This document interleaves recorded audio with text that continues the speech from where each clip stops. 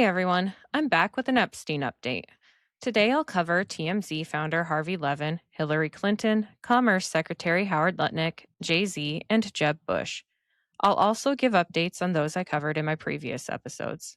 I have a quick update regarding the files in general, which is simply that a letter from the Department of Justice was published at 9 a.m. on February 7th, stating that members of Congress can begin reviewing the unredacted versions of the already released Epstein files. Access to these unredacted files is for lawmakers only, requiring 24 hours notice, viewable only on DOJ computers, with no staff allowed. This is a transparency and oversight measure driven by the Epstein Files Transparency Act and bipartisan pressure on the DOJ. If lawmakers uncover something significant during review, they could push for further releases, hearings, or DOJ action, but the official DOJ position remains that no additional prosecutions are warranted from the material. Let's dig into the first person on our list, TMZ founder Harvey Levin. The key revelation involves a single 2011 email exchange with no evidence of direct personal meetings, flights on Epstein's plane, or involvement by Levin in Epstein's criminal activities. No allegations of wrongdoing have been made against Levin in these documents. In 2011, Epstein was navigating public fallout from his 2008 conviction for procuring a minor for prostitution. He employed crisis PR executive Mike Citrick of Citrick and Company to manage his image and counter narratives from accusers and associates. This period also involved scandals around Epstein's ties to high-profile figures, including the British royal family. Citrick emailed Epstein, "Tried to call you. Harvey Levin, who runs TMZ, is a good friend. They haven't reported on this at all, but I might be able to get him to do something on the Duchess and her backpedaling." Epstein replied, "Okay with leaking to British press, but think we need to get a statement out." The Duchess refers to Sarah Ferguson, Duchess of York, who had accepted financial help from Epstein to pay off debts exposed in a 2010 News of the World sting. Ferguson later distanced herself from Epstein amid his scandals, denying deeper involvement. Citrick proposed leveraging his friendship with Levin to have TMZ publish a story highlighting Ferguson's retraction, potentially as part of a broader PR strategy to discredit Epstein's accusers or shift media focus. It's unclear if Levin was ever contracted or if such a story ran. TMZ did not cover the Ferguson-Epstein link extensively at the time. The phrase good friend describes Levin's relationship with Citrick, not necessarily Epstein directly. This aligns with Citrick's role as Epstein's fixer for media damage control. This email is part of a larger tranche aimed at exposing Epstein's network of enablers, but it portrays Levin's potential role as peripheral and professional rather than personal or illicit. Searches across news archives, court documents, and social media reveal no other mentions of Levin in Epstein's flight logs, black book, or witness testimonies. Levin has not been accused of visiting Epstein's properties or participating in his events. As a media figure, Levin has discussed the Epstein files on his platforms, and in July 2025 episodes, he analyzed document releases, including Trump-Epstein ties and comparisons to Diddy raids based on sources. He described some files as far less revealing than expected, but containing lots of names. These discussions position him as a commentator, not a participant. Next up is Hillary Clinton, who has not been directly implicated in any meaningful way in Jeffrey Epstein's criminal activities. Multiple credible sources reviewing the files explicitly state that she does not appear in the documents in any significant capacity. No mentions in flight logs, no emails involving her directly with Epstein, no photos, no references in witness statements or black book entries tied to illicit conduct. Her spokesperson has publicly stated it's unclear why she would be involved in related congressional probes, and no evidence places her on Epstein's plane, at his properties, or in any compromising interactions. In contrast, the files frequently reference Bill Clinton, as I've mentioned in previous episodes. One indirect mention appears in a 2015 email where Howard Lutnick invited Epstein to a Hillary Clinton fundraiser, but it's purely political context with no deeper link. The House Oversight Committee subpoenaed both Bill and Hillary Clinton in 2025 as part of a bipartisan probe into Epstein's network, his death, and related investigations.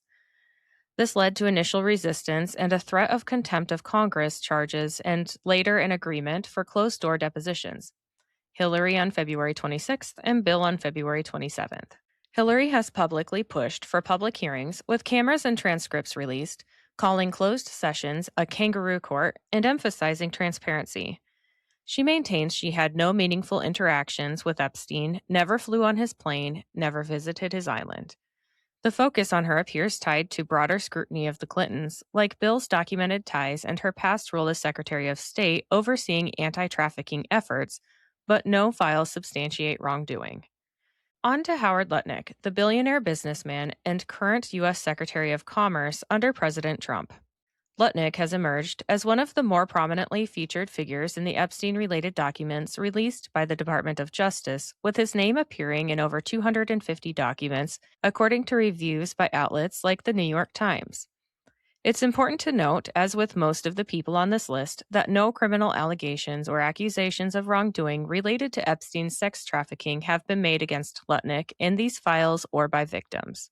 Lutnick and Epstein were longtime neighbors in Manhattan's Upper East Side, and records show regular interactions over at least 13 years, roughly from the early 2000s into the mid-2010s, including emails about personal matters, real estate, like a building across the street, and social plans. In one instance, Epstein sought to meet Lutnick's nanny. Emails from November to December 2012 show Lutnick coordinating a family trip to Epstein's private Caribbean island, Little St. James. Lutnick emailed Epstein while on his yacht with his wife Allison, their 4 children, and another family with children, and in the emails, the two discussed logistics: docking a 188-foot yacht, exact coordinates for the boat captain, and plans for lunch or dinner.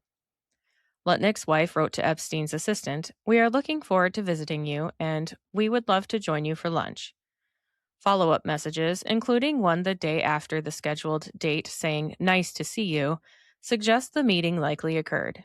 This took place years after Epstein's 2008 conviction for procuring a minor for prostitution and contradicts Lutnick's public statements that he cut ties around 2005, vowing never to be in the same room with Epstein again due to finding him gross and disgusting. A 2012 contract shows Lutnick and Epstein each signed, on behalf of their respective LLCs, to acquire stakes in Advin, a now defunct ad tech company. Their signatures appear on adjacent pages indicating joint investment activity as late as 2012 to 2014. In November 2015, Lutnick invited Epstein via his assistant to a very intimate fundraising event for Hillary Clinton, hosted at or by Cantor Fitzgerald, Lutnick's firm. The email was forwarded to Epstein, but it's unclear if he attended. This aligns with Lutnick's documented political fundraising, as he donated the maximum to Clinton's 2016 campaign, but later supported Trump. No evidence places Lutnick on Epstein's flight logs, in his black book in a compromising way, or at events tied to abuse, and no photos of Lutnick with Epstein in illicit contexts have surfaced in the releases. A Commerce Department spokesperson has stated Secretary Lutnick had limited interactions with Mr. Epstein in the presence of his wife and has never been accused of wrongdoing. Lutnick himself has downplayed the relationship in recent comments, insisting he spent zero time with Epstein beyond limited encounters. The disclosures have drawn scrutiny given Lutnick's high-profile role in the Trump administration and his prior public distancing from Epstein. Next up is Sean Carter, better known as Jay-Z, who has a very limited and non-substantive mention in the files. His name appears only in unverified, anonymous tips submitted to the FBI years earlier, and there is no evidence of any direct interaction, communication, flight on Epstein's plane, inclusion in his black book, visits to his properties, emails, photos, or other records linking Jay-Z to Epstein personally or professionally. Jay-Z appears in FBI crisis intake or tip line reports from around 2019, archived and included in the January-February 2026 batch. These are records of public hotline calls or submissions to the FBI's National Threat Operations Center. One specific allegation, from an anonymous caller claiming to be a victim, describes waking up in a room with Harvey Weinstein and Jay-Z after allegedly being drugged and assaulted. The claim dates back to the 1990s, around 1996 in some descriptions, and involves Weinstein allegedly committing an act of sexual assault. The same tip reportedly also mentions rapper Pusha T in a related or separate context. These raw, unverified public tips are not investigative findings, witness statements from Epstein's cases, or material from Epstein's own records. The DOJ has noted that the broad release under the Transparency Act includes everything sent to the FBI by the public, which can encompass fake or falsely submitted claims. No follow-up investigation, corroboration, or charges related to this tip have been documented in the files or public reporting. The tip does not accuse Jay-Z of involvement in Epstein's sex trafficking network, underage abuse, or island activities. It appears to be a separate claim involving Weinstein, who was convicted in 2020 and 2022 for sexual crimes unrelated to Epstein.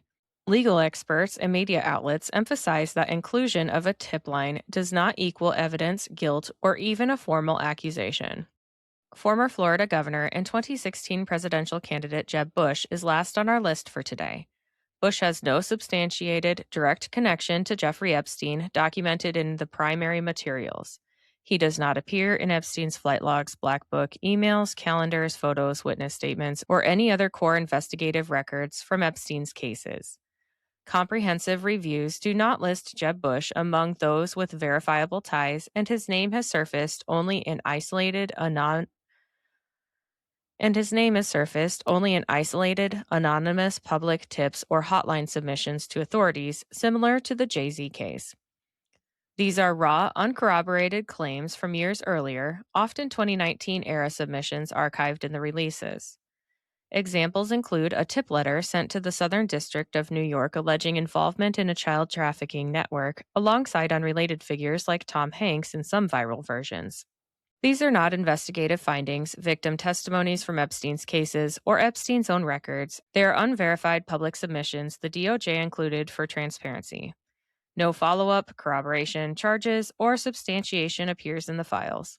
Some online commentary notes Epstein's long residence in Palm Beach, Florida, where Jeb Bush served as governor from 1999 to 2007, and Epstein's controversial 2008 plea deal handled by then U.S. Attorney Alexander Acosta under the Bush-era Justice Department. However, no documents link Jeb Bush personally to Epstein, the plea deal, or any influence on it. In summary, Jeb Bush's name in the Epstein files is confined to low-level, uncorroborated public tips with no evidence of any actual interaction or involvement with Epstein. This aligns with the pattern in the releases. Many include raw tips that add noise but little verified insight. Now it's time to do an update on new information that has come out since my previous episodes. Sorry to interrupt, I just wanted to tell you about my sponsors real quick. Sometimes I get on a roll cleaning or gardening, and I need a boost but don't have time for a meal. Big Fork Brand's pork jerky is the perfect choice to keep my momentum, offering high-protein snacks for on-the-go energy boosts. Not only do they offer pork jerky, but they also make pork sticks, bacon sausage, bacon hot dogs, and burger and hot dog sauces. Products come in a variety of delicious flavors, including Thai green curry and maple and brown sugar for the meat options, and gangster and Chicago fire for the sauces. I personally think the original flavor of the pork jerky hits just right after tackling a big chore. It's a little salty and very flavorful. My discount code gives you 20% off your entire order, and it's currently the best deal available. Just visit bigforkbrands.com and enter in my promo code JADE, that's J-A-D-E, at checkout. Are you looking for a gift for a music lover, or maybe some apparel to show off your quirky side? Old Glory has you covered. With over 300,000 officially licensed items covering music, sports, entertainment, and pop culture, you're guaranteed to find the perfect item. They even have seasonal gear. My husband enjoys the Beatles and Led Zeppelin apparel, and I love the Billy Idol apparel. I even found items for my fellow plant enthusiasts. This family-owned superstore is known for their quality and customer service, offers free standard shipping on all orders, and orders are shipped the same day you purchase. My discount code gives you 15% off your entire order, and it's currently the best deal available. Just visit oldglory.com and enter in my promo code JADE, that's J-A-D-E, at checkout. Looking for a game-changing way to improve your health? Zevo Life is the world's most nutrient-dense whole plant, packed with over 50% plant protein, essential amino acids, fiber, and antioxidants. Harnessing the best nature has to offer, Zevo Life nourishes your body while driving your performance, vitality, and overall well-being. Each serving is a concentrated source of clean, well-balanced nutrition designed to support modern lifestyles, and just 1 teaspoon a day supports your gut, boosts energy, and promotes healthier skin and hair. It's no wonder that it's receiving rave 5-star reviews. Step into a healthier future with a 30% discount and a 30-day risk-free guarantee by visiting zivo.life and using my promo code. To support my show and to receive 30% off your entire order, enter in my promo code JADE, that's JADE, at checkout. A video interview, roughly 2 hours long, was released containing footage from the summer of 2019 before Epstein's July 2019 arrest. The footage shows Steve Bannon interviewing Epstein for their planned but never released documentary series titled something like The Monsters: Epstein's Life Among the Global Elite. Let's dig into some of the key moments. Bannon asks Epstein about his sex offender classification, to which Epstein responds, Tier 1, which is the lowest level. Bannon probes Epstein on morality, whether his wealth was dirty money, and if he saw himself as the devil himself, and Epstein gives cryptic replies like, No, but I do have a good mirror, and No, the devil scares me. Epstein also defended his philanthropy, claiming the source of funds didn't matter if it helped people. This has drawn attention as a rare, candid glimpse into Epstein's self-justification. Outlets have recirculated examples of Bannon suggesting ways for Epstein to push back on the lies and rebuild his image as a philanthropist, as well as references to Bannon's political influence. On to Bill Clinton. As discussed previously in this episode, Bill and Hillary Clinton agreed to testify before the House Oversight Committee about the Epstein files, following Republican subpoenas and threats of contempt of Congress. This is a political development tied to the broader file release, not new file content. Clinton has called for a public hearing and reiterated he has provided sworn statements and knows nothing of the crimes. Coverage has recirculated existing photos and logs, often in the context of comparisons to other figures, but no new photos, tips, or emails have been revealed. In contrast, there has been significant additional coverage regarding Sarah Ferguson, the former Duchess of York. The deeper analysis and reporting on the already released materials have highlighted more specific emails and details that were in the January 30th dump but received widespread media attention in the first week of February. This has led to real-world consequences, including the closure of her charity. The emails quoted and contextualized more extensively in recent reporting include one from 2009 to 2010 in which Ferguson reportedly told Epstein, "Just marry me," or a similar phrase, in a seemingly playful or exaggerated way. Other messages refer to him as a legend, my dear spectacular and special friend Jeffrey, and the brother I've always wished for. An email from a redacted address believed to be Ferguson's congratulates Epstein on the arrival of a baby boy, saying she heard the news from the Duke, a reference to Andrew Mountbatten Windsor. She adds, love, friendship, and congratulations on your baby boy, and signs Sarah X. This has raised questions about the nature of their ongoing contact years after his conviction. It's important to note that Epstein had no publicly acknowledged children, and this remains unverified. Epstein emailed Ferguson asking if she, Princess Beatrice, or Princess Eugenie, could arrange a Buckingham Palace tour for a redacted individual, likely a contact of his. Ferguson appears to have been open to coordinating it. Emails suggest Ferguson took her teenage daughters to lunch with Epstein in Palm Beach shortly after his release from prison in 2009, and this has been described as particularly embarrassing and inappropriate in media commentary. Shortly after his release, Ferguson reportedly emailed suggesting she knew a single woman with a great body he should meet, and more has been revealed regarding financial and business ties. Epstein helped her with her finances, and there were discussions about him potentially owning a majority stake in her women's empowerment brand and/or charity initiative, Mother's Army. There are also references to her feeling traumatized and alone and accusing him of only befriending her to get to Andrew. Epstein pushed her via publicist discussions to retract public criticisms and issue a statement saying he was not a pedo. She reportedly refused, saying she did not and would not call him that to protect her own brand. On February 3, 2026, Sarah's Trust, focused on women and children, announced it would close for the foreseeable future. A spokesman said the decision had been under discussion and in train for some months, but the timing, days after the file's release, linked it directly to the renewed scrutiny over her Epstein ties. The charity emphasized it was not a permanent shutdown, but a pause. Media sources described the emails as adding embarrassment for Ferguson, Beatrice, and Eugenie, with reports noting the sisters feel duped or shocked by the extent of their parents' continued contact post conviction. Once again, no criminal allegations or evidence of wrongdoing by Ferguson appear in the files. As for the man formerly known as Prince Andrew, he left his longtime home at Royal Lodge in Windsor earlier than planned and relocated to Wood Farm on the Sandringham estate in Norfolk while renovations continue on his permanent residence. Buckingham Palace had previously announced the move for early 2026 when King Charles III stripped his titles in October 2025, but media report the timing was sped up due to renewed fallout and embarrassment from the latest Epstein files.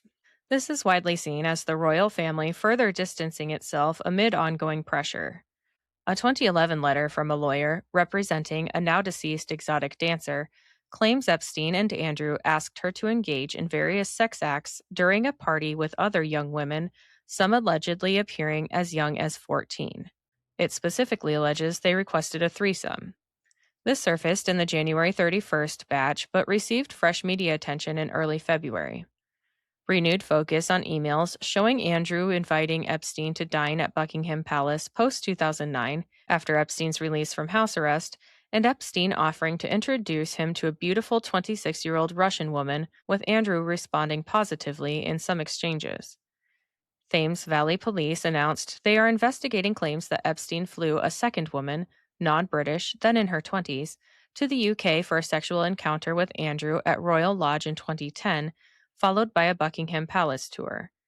Pressure persists for Andrew to testify before U.S. Congress, but reports note he is unlikely to do so voluntarily, given his past disastrous BBC interview and denials. There is also reporting on Andrew's former aide, David Stern, who some speculate could have been Epstein's man in the palace, passing messages and facilitating contacts until as late as 2019. Andrew continues to deny any wrongdoing or criminal involvement, no new criminal charges have been filed against him, and no major new batches or victim statements directly implicating him have been released. The last update for today is on President Trump. No new substantiated evidence of wrongdoing by Trump has emerged. Deputy Attorney General Todd Blanche reiterated that the review found no basis for prosecutions, describing many claims as untrue and sensationalist. However, the files include summaries of uncorroborated allegations against Trump. In a recent article, Julie K. Brown, the Pulitzer Prize-winning journalist who helped expose Epstein's crimes, reported that FBI and DOJ documents reference a list of 11 men potentially suspected of wrongdoing based on tips and interviews compiled since Epstein's 2019 arrest. Trump is on this list, along with figures like Bill Clinton, Harvey Weinstein, Leon Black, Les Wexner, and Jess Staley. The list stems from uncorroborated sources, and no charges have resulted. Brown noted this contradicts earlier DOJ statements denying such a formalized client list. This has gained traction in the media and on X, but it's framed as part of the existing file analysis rather than a fresh revelation. On February 2nd, with coverage continuing, Trump posted on Truth Social threatening to sue Grammys host Trevor Noah for falsely claiming Trump and Bill Clinton visited Epstein's island. Trump wrote, "Noah said incorrectly about me that Donald Trump and Bill Clinton spent time on Epstein Island. Wrong. I can't speak for Bill, but I have never been to Epstein Island. Get ready, Noah. I'm going to have some fun with you." Now is the time I would normally place these people into categories, but those I covered today are mostly in the files due to unsubstantiated claims or appear to be business acquaintances, or not even acquaintances at all. I do believe Howard Lutnick and Hillary Clinton were likely to know of shady business, to say the least, which some can say guilty by association, but the reality is that there is no evidence of wrongdoing. Future episodes will cover British politician Peter Mandelson, New York Giants co-owner Steve Tisch, filmmaker Woody Allen, Supreme Court Judge Ketanji Brown Jackson, Rihanna, Obama, Tom Hanks, former U.S. Attorney William Barr, Michael Jackson, Madonna, Lady Gaga, Stacey Plaskett, John Podesta, Michael Wolff, Mick Jagger, Sultan Ahmed bin Sulayem, Brad Karp, David McKillips, Larry Summers, and Harvey Weinstein. Of course, just because I've listed these people does not mean I'm accusing them of wrongdoing. If I've left a name off this list that you think should be covered, please let me know in the comments wherever you follow me. Have a great day!